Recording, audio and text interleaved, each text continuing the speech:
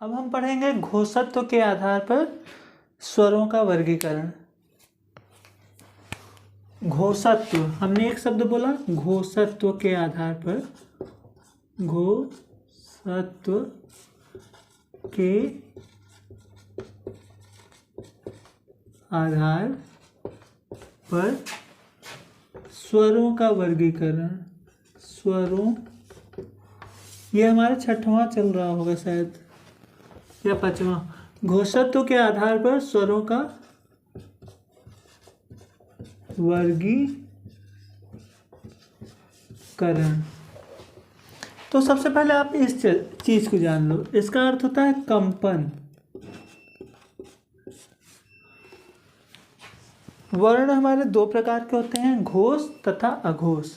घोष को ही सघोष भी कहते हैं, यानी कि वे वर्ण जिन्हें बोलते समय मुंह में कंपन का आभास हो उन्हें घोष या सघोष कहते हैं, और वे वर्ण जिन्हें बोलते समय आपको कंपन का आभास न हो उन्हें आप अघोष वर्ण के अंतर्गत रखेंगे। तो इसका थोड़ा सा लिख लीजिए, जिन, यहाँ घोष हेडिंग डाल लीजिए, घोष हेडिंग, जिन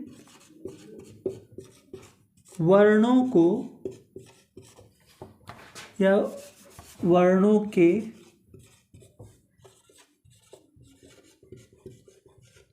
उच्चारण में, जिन वर्णों के उच्चारण में कंपन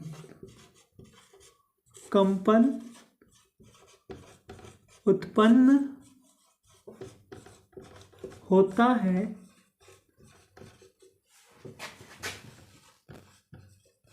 उन्हें घोष या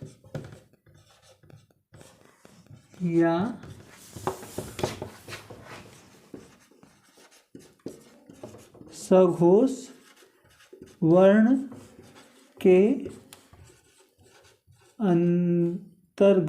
अंतर्गत पढ़ते हैं। ठीक, जिन वर्णों के उच्चारण में कंपन उत्पन्न होता है उन्हें घोष या सघोष वर्ण के अंतर्गत पढ़ते हैं। अब यहां पर आप लिख लीजिए सभी स्वर, सभी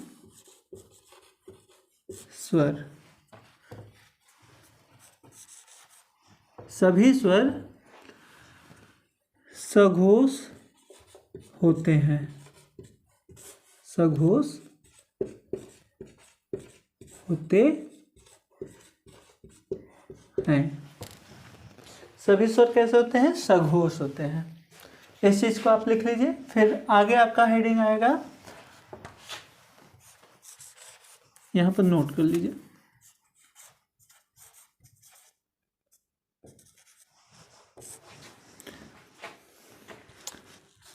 प्राणत्व के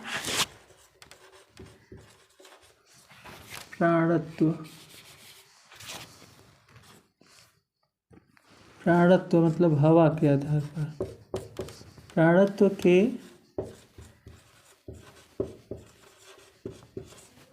आधार पर स्वरों का वर्गीकरण। इसमें क्या है? प्राणत्व के आधार पर स्वरों का वर्गीकरण, यानी कि प्राणत्व क्या है? जब भी आप वर्ण का उच्चारण करते हैं तो या तो हवा कम निकलेगी या तो ज़्यादा निकलेगी। जब हवा कम निकलेगी तो उसे अल्प प्राण कहा जाएगा, और जब हवा ज़्यादा निकलेगी तो उसको महाप्राण कहा जाएगा। तो जब भी आप किसी वर्ण का, जैसे हम बोल रहे हैं तो हवा, आप ऐसे सामने हाथ लगाएंगे तो हवा का आभास होगा कि हवा निकल रहा है। तो वही कह रहा है प्राणत्व के आधार पर स्वरों का वर्गीकरण, कि प्राणत्व के आधार पर वर्ण हमारे 2 होते हैं। कौन कौन से अभी हमने नाम लिया? अल्प प्राण, और दूसरा क्या होता है? महाप्राण।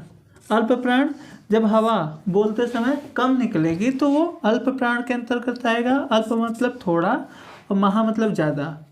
अब प्राण का अर्थ है, यहाँ प्राणत्व का अर्थ लिखे हैं हवा, तो जब हवा ज़्यादा निकलेगा तो महाप्राण होगा, जब कम निकलेगा तो अल्प प्राण होगा। तो यहाँ लिख लीजिए वर्णों को बोलते समय मुख से जो हवा निकलती है, मुख से जो हवा निकलती है उसे प्राण कहते हैं। प्राण कहते हैं। प्राण को दो भागों में बांटा गया है। प्राण को दो भागों में बांटा गया है। कौन कौन सा? अल्प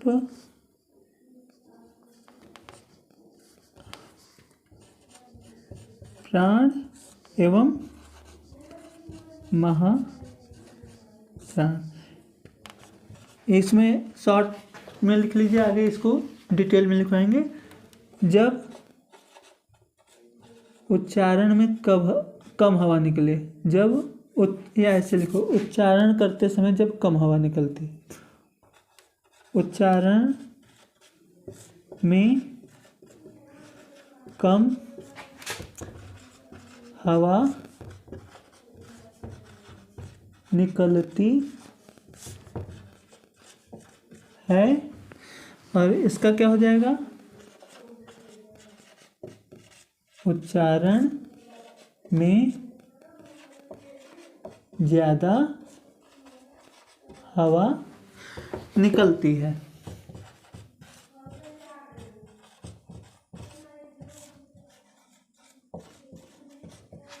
अब यहाँ पर आप नोट लिख लीजिए, जिस चीज़ को पढ़ रहे हैं उसके बारे में लिख लीजिए कि स्वर आपके कैसे हैं। सभी स्वर अल्प प्राण